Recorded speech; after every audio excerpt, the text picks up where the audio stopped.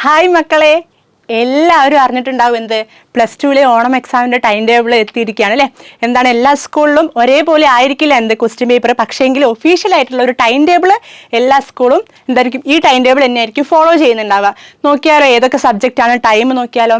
നിങ്ങൾ മനസ്സിലാക്കേണ്ട കാര്യം എന്ന് വെച്ചാൽ എന്താണ്, ഡേറ്റിൽ എക്സാംസിൻ്റെ ഇടയ്ക്ക് എന്താണ് ഇൻ്റർവെൽസ് ഇല്ല. സോ നിങ്ങൾ എന്താണ് മാക്സിമം ഇപ്പം തന്നെ എല്ലാം പഠിച്ചോ. ഈ ഓഗസ്റ്റ് മാസം എന്ന് പറയുമ്പോൾ കുറേ ലീവ്സ് നമുക്ക് കിട്ടുന്നുണ്ട് അല്ലേ. അതുകൊണ്ട് നമ്മൾ കൂടാതെ നമുക്ക് എന്താ ഓണം വെക്കേഷൻ ഉണ്ട്. ഓണം വെക്കേഷൻ എന്തായാലും നമ്മൾ ആരും പഠിക്കാൻ നിൽക്കില്ല, കാരണം എന്താണ് സെലിബ്രേഷനൊക്കെ ആയിട്ട് പോകും.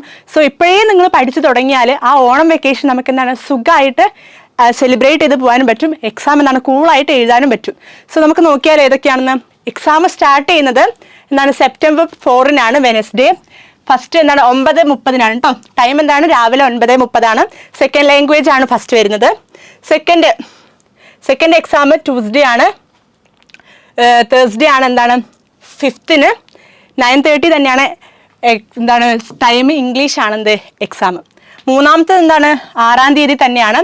9:30 എന്ത് ടൈം. മാത്സ് ആണ് അന്നത്തെ എക്സാം. പിന്നെന്താണ് 9-ാം തീയതിയാണ്, 6 കഴിഞ്ഞിട്ട് 9-ാം തീയതിയാണ് പിന്നെ എക്സാം വരുന്നത്. എന്താണ് അന്നും 9:30 AM തന്നെയാണ്. ബയോളജിയാണ് സബ്ജക്റ്റ്.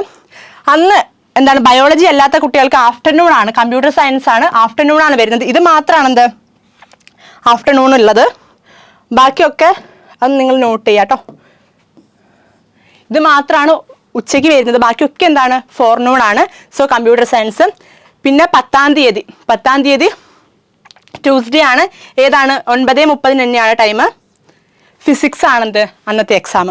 പിന്നെ ലാസ്റ്റായിട്ട് 12-നാണ് 9:30 തന്നെയാണ് കെമിസ്ട്രി ആണ് എക്സാം.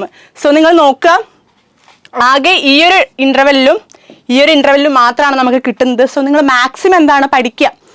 ഈ 6-ാം തീയതി 7-8 ലീവ് ഉണ്ട് അല്ലേ. അതെന്താണ് ബയോളജി മാത്രം നോക്കാതെ ബയോളജിയും ഫിസിക്സും കൂടി മാനേജ് ചെയ്ത് പഠിക്കുക.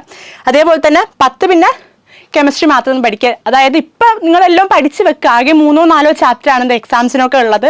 നിങ്ങൾ പഠിച്ച് വെക്കുക. സോ ഓക്കെ, ഇതാണെന്ത് നമ്മുടെ എക്സാം ടൈം ടേബിൾ എന്ന് പറയുന്നത്. So guys, good luck for your exam.